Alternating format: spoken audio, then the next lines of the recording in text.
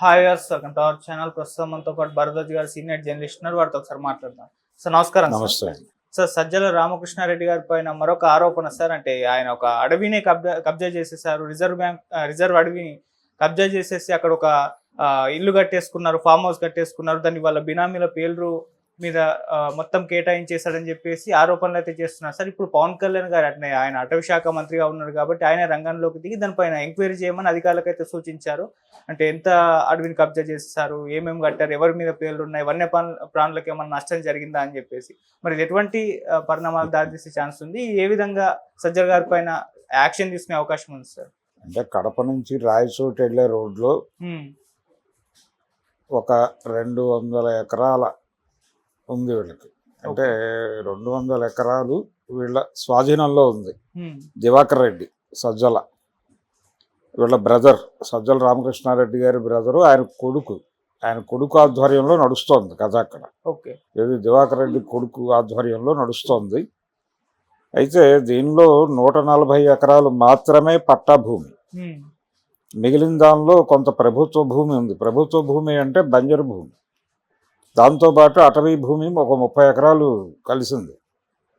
ఇది టోటల్గా 200 ఎకరాల బిట్టుగా వాళ్ళు చేస్తున్నారు. అటవీ భూమిని కలిపి వాడేసుకుంటున్నారు. దానికి ఎవరు అబ్జెక్ట్ చేయట్లేదు. అబ్జెక్ట్ చేస్తే వెనక్కి వస్తారు. అబ్జెక్ట్ చేయట్లేదు కాబట్టి కథ నడుస్తోంది. ఎందుకు అబ్జెక్ట్ చేయట్లేదు అంటే ఆ రోజుల్లో వాళ్ళు ప్రభుత్వం కాబట్టి దాన్ని అక్కడ వరకు ఎక్స్టెన్షన్ వెళ్ళి చేశారు. ఒకసారి అంటే ఈ ఇన్సిడెంట్ చూస్తే నాకు ఒక పాత కథ గుర్తొస్తోంది. వైఎస్ రాజశేఖర రెడ్డి గారు ముఖ్యమంత్రిగా ఉన్న రోజుల్లో ఇక్కడ జూబ్లీ హిల్స్లో కిరణ్ కుమార్ రెడ్డి గారు ఇంటి పక్కన ఉన్నటువంటి ఒక స్థలం ప్రభుత్వ భూమి. అది అంటే అది పార్కుకో దేనికో గవర్నమెంట్ కొన్ని భూములు అలా వదులుతుంది. ఆ వదిలిన భూమి వీళ్ళ ఇంట్లో కలిసిపోయింది, కిరణ్ కుమార్ రెడ్డి గారి ఇంట్లోనే కలిసినప్పుడు అది అసెంబ్లీలో తెలుగుదేశం పార్టీ వాళ్ళు ఆ విషయాన్ని రైజ్ చేసినప్పుడు చాలా కూల్గా రాజశేఖర రెడ్డి గారు ఒక మాట చెప్పాడు. ప్రభుత్వ భూమిని, దానిలో నిర్మాణం ఏం చేయలేదు కదా ఆయన, ప్రభుత్వ భూమిని పరిరక్షించడానికి దాని చుట్టూ కూడా ప్రహరీ కట్టాడు అంతే. దానికి ఇంత రాద్ధాంతం చేస్తారేంటి మీరు? కాదంటే తీసేస్తారు, దానికి ఎందుకు టెన్షన్ పడుతున్నారు మీరు అని చెప్పాడు ఆయన చాలా కూల్గా. నిజానికి అది ఆక్రమణే, కాకపోతే మీరు అడుగుతున్నారు కాబట్టి మేము ప్రహరీ కూడా తీసేస్తాం అంతే కదా అన్నాడు ఆయన చాలా పద్ధతిగా.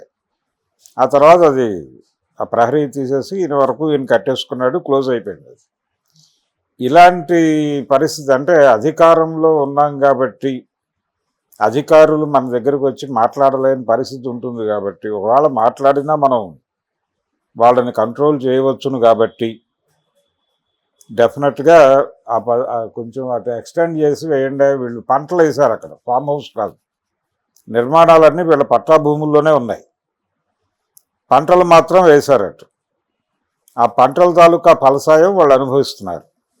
ఇప్పుడు కాదు అంటే కనుక అక్కడ వరకు కట్ చేసి మాకేం సంబంధం లేదు, మేము అటవీ పరిరక్షణ చేసాం, మేమేమి అటవీ భూముల్ని దుర్వినియోగపరచలేదు, సాగు మాత్రమే చేశాం కాబట్టి కట్ చేసేస్తాం. ఆ 30 ఎకరాలు 40 ఎకరాలు ఉందో బిట్టు వదిలేస్తాం. ఇంకొక 10 ఎకరాలు అదనంగా ప్రభుత్వ భూమి కూడా ఉంది పోరంబోకు, అది కూడా వదిలేస్తాం, తీసేసుకోండి అని చెప్తారు కూల్గా. అంతకు మించి ఈ కేసులో అంటే ఈ నిజానికి ఇది కేసు పెట్టవచ్చు. రిజర్వ్డ్ ఫారెస్ట్ అనే యాక్ట్లోనే కొంత గందరగోళం ఉంది. ఆ గందరగోళం మనం చాలా కాలం నుంచి రైతాంగ పోరాటాలన్నీ ఆ యాక్ట్ రద్దు కోసమే జరుగుతున్నాయి. అంతకుముందు భూమి ఎవరు సాగుబడిలో ఉంటే వాళ్ళ కిందే ఉండేది. ఎప్పుడైతే బ్రిటిష్ ప్రభుత్వం వచ్చి చట్టాలు చేయటం మొదలుపెట్టిందో అప్పుడు ఈ రిజర్వ్డ్ భూమి, పట్టాలు, ఈ సిస్టమ్ వచ్చేసింది, రెవెన్యూ సిస్టమ్. ఈ రెవెన్యూ సిస్టమ్ అనేది నిజానికి ముస్లిం పాలకుల టైంలో మొదలై బ్రిటిష్ వారి సమయంలో పీక్స్కి వెళ్ళింది. అంతకు ముందు ఎలా ఉండేదంటే పంట పండినా పండకపోయినా ట్యాక్స్ అనే ప్రోగ్రాం లేదు. పండిన పంటలో ఇన్నో వంతు ట్యాక్స్ అనే పద్ధతి ఉండేది పాత రోజుల్లో. ఎప్పుడైతే ఈ రెవెన్యూ సిస్టమ్ తీసుకొచ్చారో అది తీసేశారు, తీసి స్లాబ్ సిస్టమ్ పెట్టారు. ఓకే. అదే టైంలో ఈ రిజర్వ్ ఫారెస్ట్ యాక్ట్ వచ్చింది. రిజర్వ్ ఫారెస్ట్ యాక్ట్కి వ్యతిరేకంగానే అల్లూరి సీతారామరాజు దగ్గర నుంచి మొదలు పెడితే ఈ రోజున్న నక్సలైట్ల వరకు అదే గొడవ. కాబట్టి ఇప్పుడు అదే ఆర్గ్యుమెంట్ని మళ్ళీ వీళ్ళు కూడా చెప్తారు. సజ్జల రామకృష్ణారెడ్డి గారు కాసేపు విప్లవకారుడు అయిపోయి మాట్లాడే ప్రమాదం ఉంది ఇప్పుడు. ఓకే. ఆయన వాస్తవానికి చొరవ చేసి ఆ 30 ఎకరాలు సాగు చేసుకున్నాడు. ఆ 30 ఇంకో 10 ఇది ప్రభుత్వ భూమి, ఇదంతా కలిపేసుకుని సాగు చేసుకుని ఆ ఫలసాయం అనుభవించాడు. దీని మీద సీరియస్గా కేసు పెట్టే ఛాన్సెస్ ఉన్నాయి. కేసు పెడతారు, పెట్టిన తర్వాత వీళ్ళు తప్పించుకోవడానికి ప్రయత్నాలు చేస్తారు. అది వీళ్ళ పేరుతో సజ్జల రామకృష్ణారెడ్డి ఇమ్మీడియట్గా ఈ కేసులో అరెస్ట్ అయిపోతాడు అన్నట్టు ప్రచారం జరుగుతుంది, కానీ అది ఉండదు. మ్యాక్సిమం పెడితే దివాకర్ రెడ్డి కొడుకు పెడతాడు, వాళ్ళ బ్రదర్ కొడుకున్నాడు, అతను పెడతాడు. అతను లోపలికి వెళ్తాడు, బెయిల్ మీద బయటకు తీసుకొచ్చేస్తారు, అయిపోతుంది. ఆ మధ్య కృష్ణా జిల్లాలో కూడా వైసీపీ నాయకులు ఇలాగే కొన్ని ప్రభుత్వ భూములను ఆక్రమించుకున్న సందర్భంలో వాళ్ళ అరెస్టుల గురించి హడావిడి జరగటం, ఆ తర్వాత బినామీలు ఎవరో వెళ్ళి రావటం చూసాం. అలాగే మచిలీపట్నంలో పేర్ని నాని గారి ఎపిసోడ్లో కూడా వాళ్ళు విచారణకు వెళ్ళి వాళ్ళు అడిగిన ప్రశ్నలకు సమాధానాలు చెప్తున్న తీరు చూస్తే మాకేం సంబంధం లేదు, మేనేజర్ మాత్రమే బాధ్యుడు, మేము ఎప్పుడు రెగ్యులర్గా వచ్చి చూసిన వాళ్ళం కాదు అని చెప్పింది ఆవిడ విచారణలో, పేర్ని నాని గారి వైఫ్. ఇలా ఎవరో ఒకళ్ళని సెట్ చేసి ఆ కేసులో వాళ్ళని పంపించేస్తారు తప్ప వీళ్ళు సజ్జల రామకృష్ణారెడ్డి కటకటాలు వెనక్కి వెళ్ళేటువంటి పరిస్థితి అయితే మ్యాక్సిమం ఉండదు. దీనికంటే అధికార దుర్వినియోగానికి పాల్పడినటువంటి ఇతరేతర గొడవలు ఉన్నాయి, వాటికి సంబంధించిన కేసులు ప్రాపర్గా ఎగ్జిక్యూట్ చేయగలిగితే అరెస్ట్ అవుతారు. అయితే చంద్రబాబు నాయుడు గారి విధానం ఎలా ఉందంటే ఆయన బెదిరించి పక్కకి నెట్టేసే పరిస్థితులు ఆలోచనల్లో ఉన్నాడు తప్ప సీరియస్గా జైల్లో వేసి వేధించాలి అనే ప్రోగ్రాం ఆయన బుర్రలో ఉన్నట్టుగా కనిపించడం లేదు. కార్యకర్తల నుంచి ఒత్తిడి ఉంది, అరెస్ట్ చేయాల్సిందే, మిమ్మల్ని అరెస్ట్ చేసినప్పుడు మీరెందుకు వదలాలి వాళ్ళని, జగన్మోహన్ రెడ్డిని అరెస్ట్ చేయాలి, ఇలాంటి రకరకాల అభిప్రాయాలు ఉన్నాయి. కానీ ఆయన అలాంటి పనులు ఏమి చేసే ఆలోచనతో అయితే లేడు. చేయటం ద్వారా నేరుగా తనకు ప్రమాదం వస్తుంది అనేది ఆయన, అంటే వాళ్ళకు ఒక ఇమేజు, ఒక మార్జిన్ పెంచినోడిని అవుతాననేది ఆయనకున్న రాజకీయ చాణక్యం అంటారు దాన్ని. అందుకని ఆయన ఏం చేస్తున్నాడంటే తెలివిగా కాంగ్రెస్ వాళ్ళు పెట్టిన పాత కేసులు ఉన్నాయి, ఆ పాత కేసుల్లో వీళ్ళని ఇరికించి నెమ్మదిగా దాన్ని కోర్టులో మూవ్ చేసి ఆ అకౌంట్లో లోపలేస్తే ఈయన మీదకి రాదు, ఈయనేదో కక్ష సాధించినట్టు ఉండదు. అందుకని ఆ వైపుగా కథ నడుపుతున్నాడు.